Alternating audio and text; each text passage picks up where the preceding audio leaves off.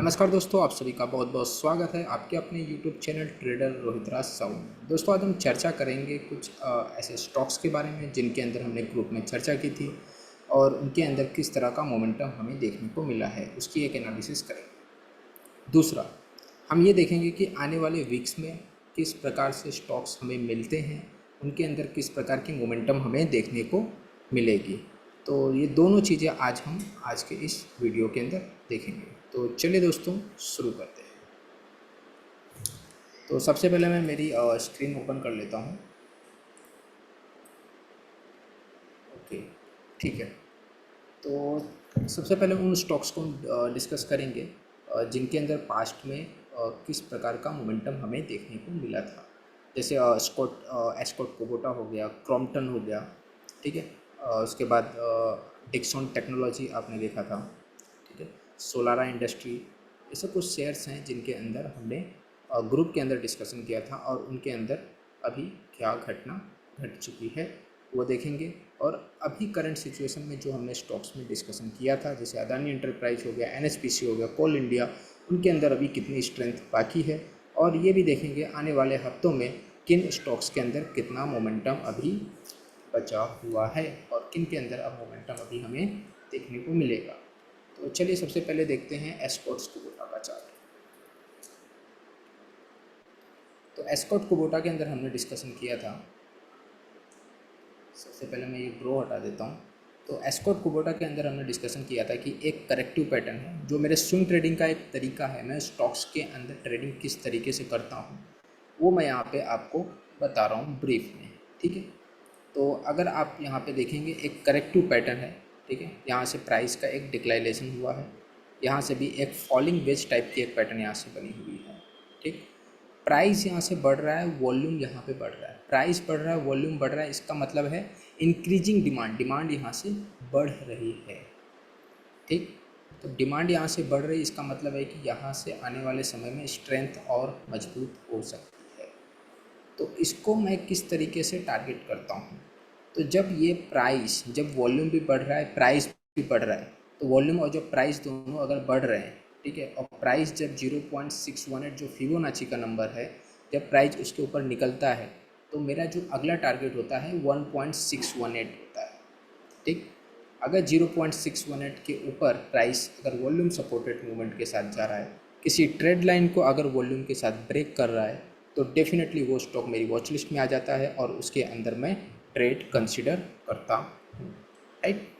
तो यहाँ से पोजीशंस के बारे में हमने यहाँ पे शेयर्स के बारे में डिस्कशन करना स्टार्ट किया था और यहाँ पे हमने बताया था कि यहाँ से स्टॉक्स कहीं ना कहीं एक बड़ी रैली दिखा सकता है, ठीक है।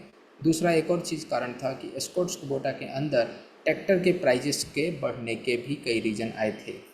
तो जैसा हमने अपडेट भी किया था ग्रुप के अंदर कि एस्कॉट कुबोटा 1 मई से ट्रैक्टर के जो रेट्स हैं उनको बढ़ाने वाला है, जिसके कारण एक चार्ट को सपोर्ट मिल गया, चार्ट्स को एक मनी फ्लो मिल गया और कंपनी के ये शेयर प्राइजेस अपने टारगेट को अचीव कर पाए। अगला स्टॉक देखते हैं, क्रॉम्पटन।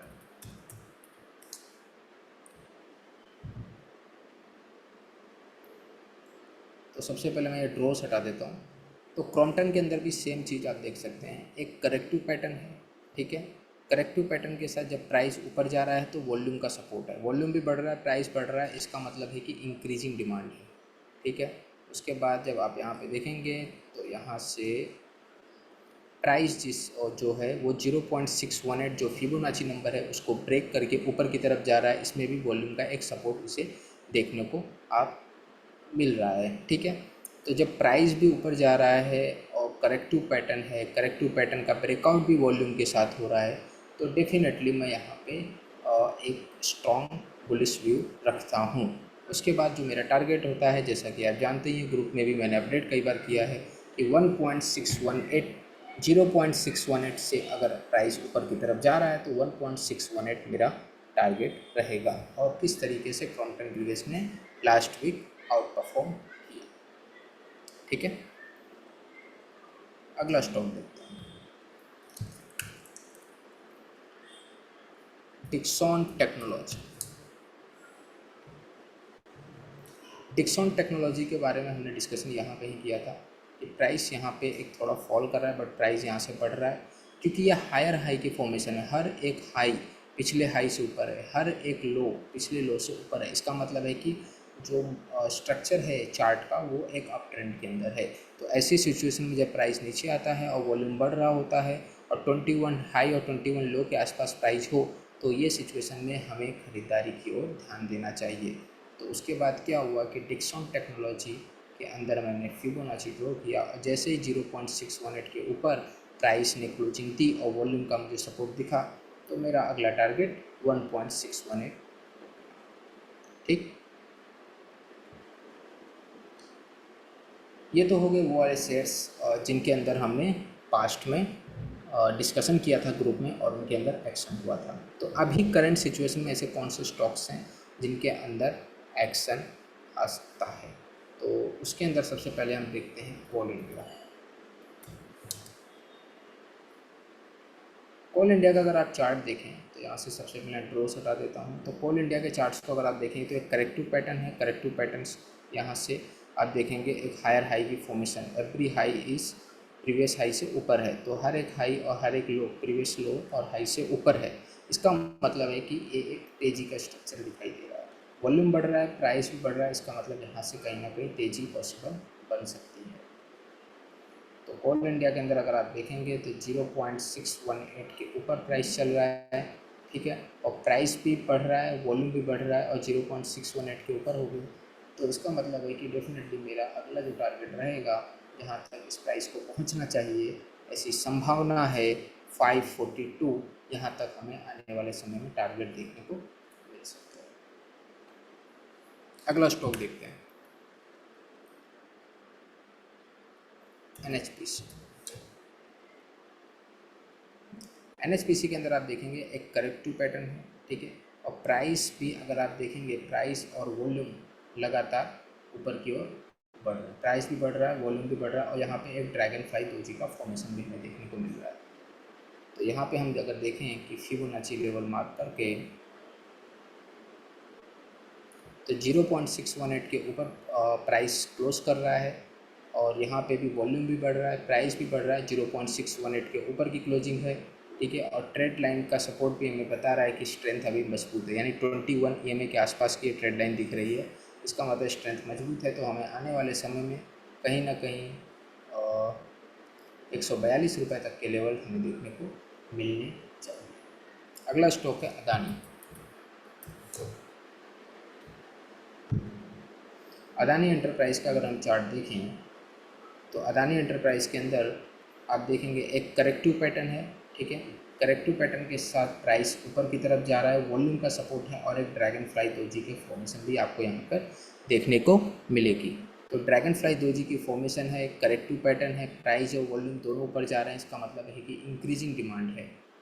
ठीक, तो यहाँ से अगर मैं फिबोनाची को अगर ड्रॉ करूँ तो फिबोनाची जब यहाँ से मैं ड्रॉ करता हूँ तो 0.618 के ऊपर प्राइस क्लोजिंग है, वॉल्यूम का सपोर्ट है। तो डेफिनेटली आने वाले समय में हमें 3715 तक के लेवल देखने को मिलेंगे। तो अदानी के अंदर भी आने वाले समय में अच्छी डिमांड हमें देखने को मिल सकती है। अब चलते हैं कुछ ऐसे स्टॉक्स देखते हैं जो आने वाले वीक्स में अच्छा परफॉर्म कर सकते हैं। तो उसके लिए मैं जो यूज़ करता हूँ वो है स्टॉकेज। तो स्टॉकेज पे चलते हैं। स्टॉकेज के अंदर हम जाएंगे इंडाइसेस के अंदर। इंडाइसेस के अंदर हम देखेंगे निफ्टी 50 और निफ्टी 500 जो एक मेजर इंडाइसेस है। तो हम देखना चाहेंगे कि कौन से ऐसे सेक्टर हैं, कौन सी ऐसी इंडस्ट्री है जिसने निफ्टी 50 और निफ्टी 500 को आउट परफॉर्म किया। तो गेनर्स पे हमें क्लिक करना है।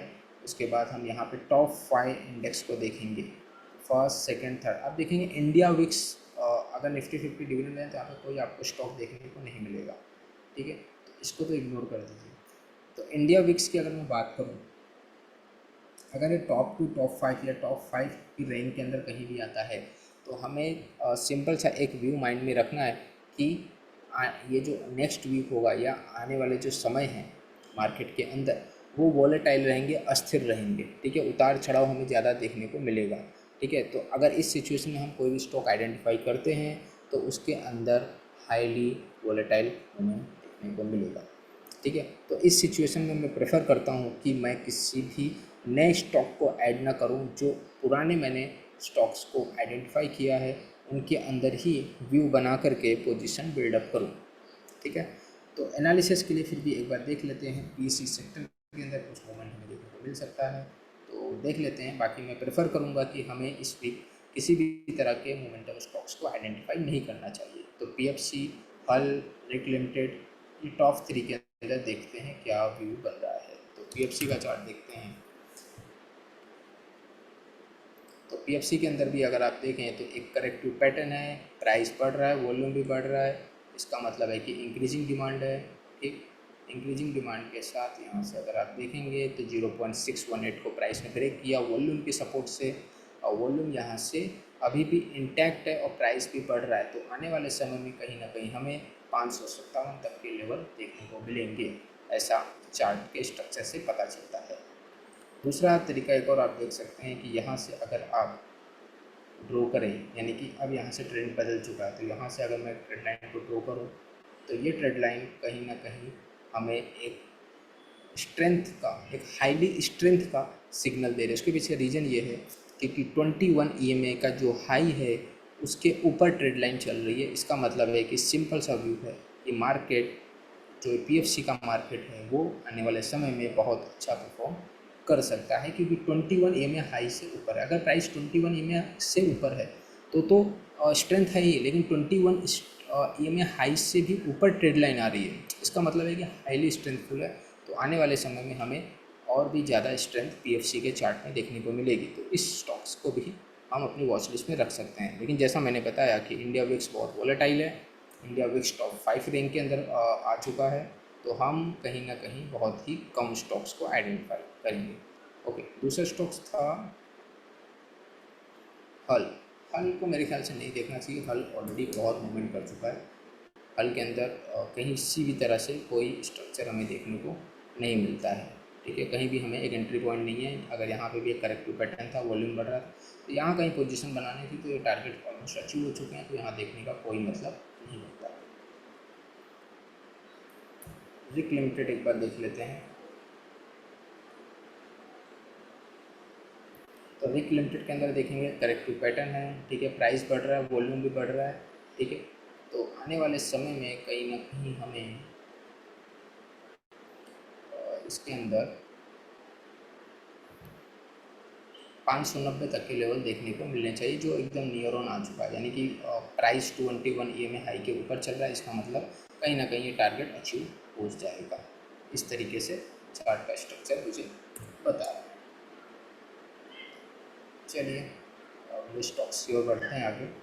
निफ्टी 200 अल्फा आज ज़्यादा एनालाइज नहीं करेंगे क्योंकि विक्स आ चुका है टॉप 5 के रैंक के अंदर, इसके लिए हम ज़्यादा आगे एनालाइज नहीं करेंगे। तो यहाँ पे आप देखेंगे वोडाफोन आइडिया, एक ये लास्ट स्टॉक्स हम देखते हैं। वोडाफोन आइडिया के अंदर अगर आप देखें तो एक करेक्टिव पैटर्न है, वॉल्यूम सपोर्टेड करेक्टिव पैटर्न है, वॉल्यूम के सपोर्ट के साथ प्राइस ऊपर की तरफ जा रहा है। तो अगर मैं यहाँ से अगर ड्रॉ करूँ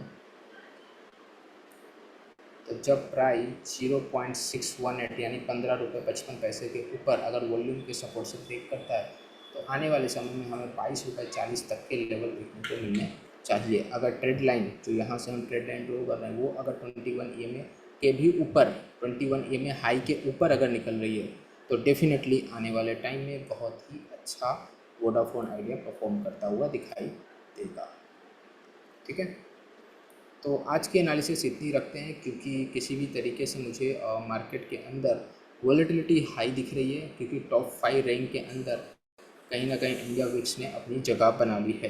तो हम आगे की एनालिसिस उस दिन करेंगे, नए वीडियो हम नेक्स्ट वीक अपडेट करेंगे जब इंडिया विक्स इस टॉप 5 रैंक के अंदर हमें नहीं दिखाई देगा। तो इसलिए ज़्यादा स्टॉक एनालाइज ना करते हुए हम आज इतने पर ही क्लोजिंग करेंगे। और ये ध्यान रखें कि वोडाफोन आइडिया और पीएससी के अंदर आप ज़रूर नज़र रख के चल सकते हैं, और रिक लिमिटेड भी आप देख सकते हैं। साथ ही कोल इंडिया, NHPC जैसे स्टॉक्स पर भी आप अपनी गहरी पकड़ बना सकते हैं। ठीक है, तो ख्याल रखिए दोस्तों, और ख़ास करके निफ्टी, बैंक निफ्टी जैसे इंडेक्स के अंदर कम ट्रेड करिए, क्योंकि स्टॉक स्पेसिफिक एक्शन बहुत ज़्यादा चल रहा है मार्केट के अंदर। हमें ज़्यादा फोकस स्टॉक्स के अंदर करना चाहिए, ठीक है।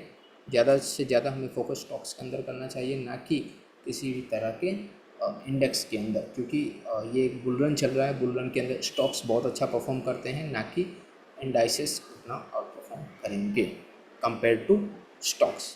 तो चलिए दोस्तों, मिलते हैं नेक्स्ट वीडियो में, ठीक है। तो नया अगर कुछ ग्रुप में नया अपडेट होगा तो उससे रिलेटेड वीडियो इसी प्रकार से आते रहेंगे। तो मिड वीक एनालिसिस और वीकेंड एनालिसिस के वीडियो ऐसे ही अपलोड होते रहेंगे। तो हमारे साथ जुड़े रहने के लिए, बने रहने के लिए हमारे चैनल को सब्सक्राइब करिए। कुछ भी अच्छा लगा हो तो कमेंट करिए, लाइक करिए, दोस्तों के साथ शेयर करिए, अपने रिलेटिव के साथ शेयर करिए।